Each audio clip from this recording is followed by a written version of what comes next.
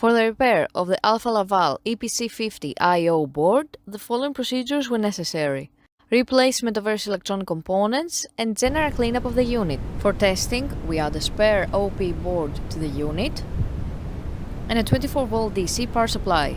By turning the power supply on, the units react and we can see the message on the OP LCD screen indicating the unit's communication.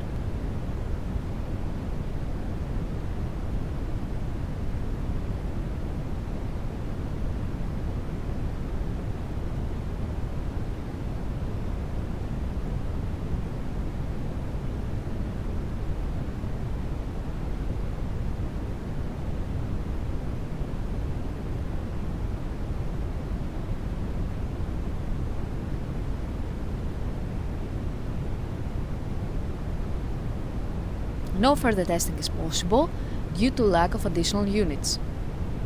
It is now clear that the I/O board is operating successfully and is ready to be delivered to the customer.